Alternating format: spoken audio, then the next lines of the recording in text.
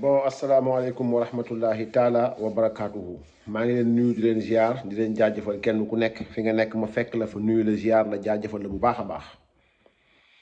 di am mbégte di ñëwaat dans le cadre de l'affaire Khadijatou Tandian parce que mbir mi ni muy développé woo nit ñi noppi nañ ci on n'entend plus Babacar Touré Kewoulo mais li ma leen waaj a waxal nii dafa lëntal xel ñu déglu lan la Libération di wax. Libération, dans sa livraison d'hier, nous dit Khadijatou Tandian, placé sous mandat de dépôt vendredi dernier, est accusé d'avoir attribué au Premier ministre Ousmane Sonko une lettre de recommandation demandant à l'administrateur du Fonds d'appui à l'investissement des Sénégalais de l'extérieur de la nommer conseillère spéciale et directrice de l'appui à l'investissement et au projet. Libération rapporte dans son édition de ce lundi 17 mars que face aux enquêteurs de la DIC, l'ancienne chef du service juridique et partenariat de l'Agence sénégalaise de promotion des exportations ASEPEX, d'où elle a été renvoyée pour trafic présumé de passeport de service, a reconnu les faits et justifié son acte. Je n'ai aucun complice, a-t-il clamé devant les policiers. J'ai agi toute seule dans cette affaire. D'ailleurs, c'est moi-même qui ai déposé le document du FAISE pour ne pas impliquer une autre personne. Khadijatou Tandian de poursuivre. J'ai agi de la sorte parce que suite à ma sortie de prison, je suis resté sans emploi depuis lors. J'ai choisi le FAISE parce qu'il a certaines missions identiques avec la CEPEX. Je ne pouvais plus rester à la maison sans rien faire car ma mère est malade. Je demande pardon et sollicite la clémence. C'était une erreur. Libération précise que ce sont les derniers mots de la mise en cause à la DIC avant son déferment au parquet, suivi de son placement sous mandat de dépôt. Le journal rapporte que Chérif Zeynoul Khawma Abidine Sy, de Cachet Express, présumé complice de Khadijatou Tandian, a été placé sous contrôle judiciaire. Il est accusé d'avoir fourni à cette dernière les cachets ayant servi à confectionner la fausse lettre de recommandation. Libération renseigne que sa bonne foi a été établie. Sa bonne foi. Sa bonne foi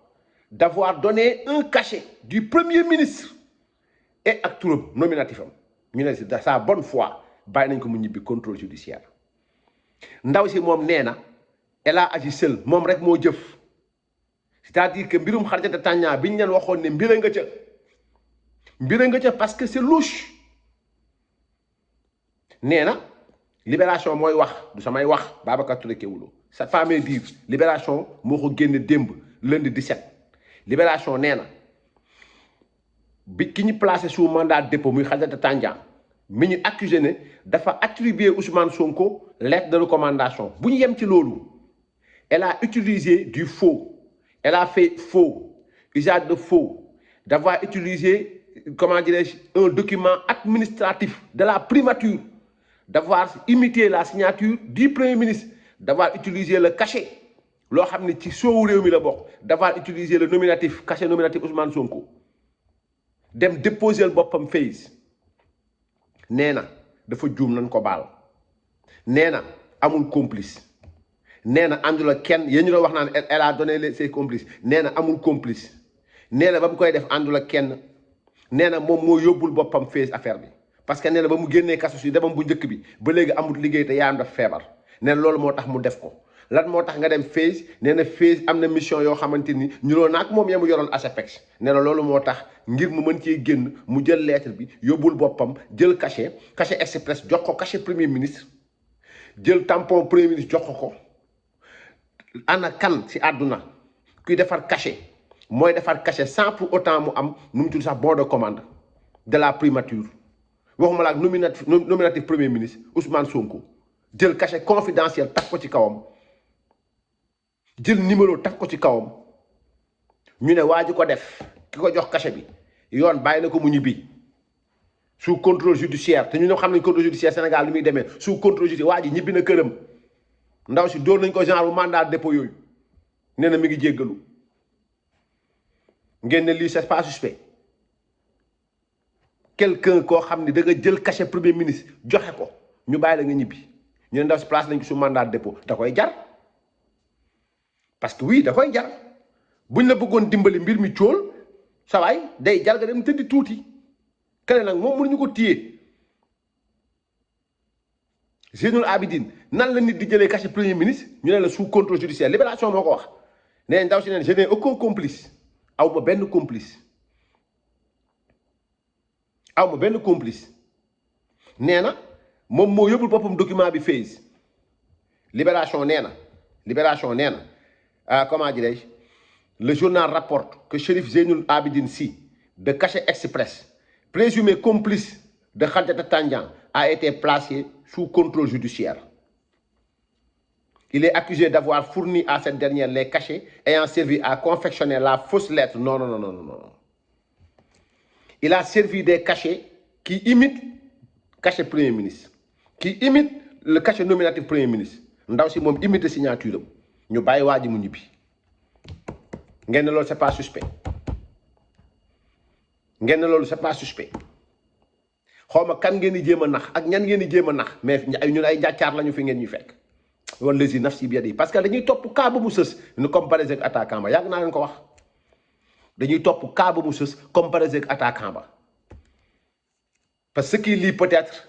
ak li Khadijata Tandian mën a muñ peut-être Zeynul Abidine Sy mënu koo muñ ñibbi na këram ñu ne Sénégal bii tout le monde s'est acharné sur Bah Diakhaté xippi leen seen bët ngeen xool l'avenir nous dira ce cas-ci ñu ne li ma ci gën a garaaw ci Libération lu mu indi mooy Libération renseigne que sa bonne foi a été établie. Sa bonne foi.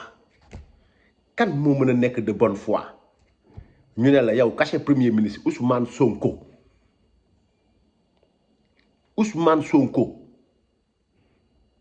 ak cachet boo xamante ni cachet primature la ñu ne da nga koo defar de bonne foi sans bon de commande dûment signé par la structure qui commande sans bon de commande ñu ne ki ko def il est de bonne foi. Sa bonne foi a été établie la mooy bonne foi yéene bu rafet pour nit imiter signature premier ministre yéene bu rafet pour nit imiter nu mu tudd sax cachet primature def turu Ousmane Sonko y en a qui purgent des peines de prison ñu ngi ci biir kaso bi pour moins que ça wala si nafsi bi yadihi ña nga fa toog ñu yóbbu leen correctionnel maanaam ay weer ña nga fa toog te ñooñu lu ñu yëg ay cachet boîte yu ndawaan mais kii cachet primature sénégalais yeewu leen mbir mi dañ koo dénoncé cool am mbir ñi ngi nekk nag di régler mbir mi nuñ ko mën a régler te dañ dem ba si kanam xippi leen seen bët rek topp ma yéen parce que man kaa du ma ko bàyyi topp leen ma rek baatu dëgg du leen génneel loo xamante ni ëllëg ak si biir dañ naan lii ak laa jàpp leen foofu incha allahu taala. Bonne journée à tout le monde